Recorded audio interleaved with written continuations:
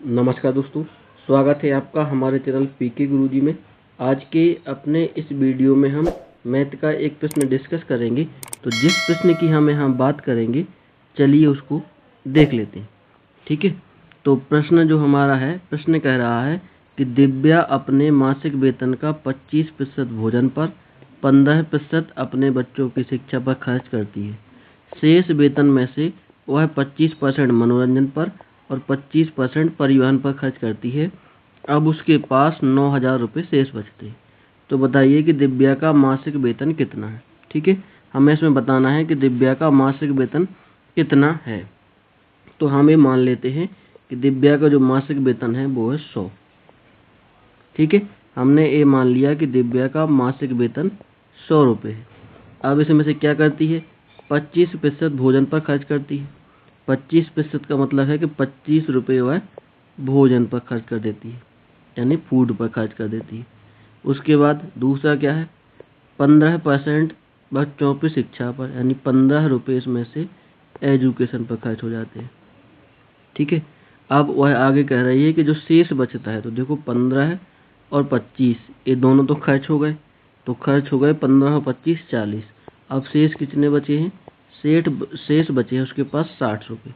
अब क्या होगी, जो शेष वेतन में से यानी 60 रुपये जो बचते हैं, इसका 25%, यानी 60 का 25%। तो 60 का 25% कितना होता है, 60 का 25% होता है 15 रुपये। तो इस 60 में से 15 रुपये वह खर्च कर देती है मनोरंजन पर। ठीक है, और 15 रुपये खर्च कर देती है परिवहन पर, क्योंकि अगला 25% परिवहन पर, ट्रांसपोर्टेशन पर खर्च कर देती है।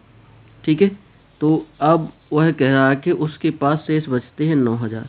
अब हम घटाएंगे, 60 रुपये बचे थे, जिसमें से 15 रुपये इंटरटेनमेंट और 15 रुपये ट्रांसपोर्ट पर खर्च कर दिए, तो बचेंगे कितने, 30 रुपये। ये है। ठीक है, 100 रुपये उसकी वेतन है, उस 100 रुपये में से 25 रुपये कर रहा है भोजन पर और 15 रुपये एजुकेशन पर, तो बचेंगे 60 रुपये। इस 60 का 25% यानी कि 15 रुपये इंटरटेनमेंट पर और 15 रुपये ट्रांसपोर्टेशन पर खर्च करती है। अब शेष बचेंगे, इस 60 में से हमने ये 15 मिला के घटा दिए, तो 30 रुपये शेष बचते हैं। ठीक है, इतना समझ में आ गया, यानी उसके पास 30 रुपये शेष बच रहे हैं। लेकिन प्रश्न ने कहा है कि उसके पास 9,000 रुपये शेष बच रहे हैं।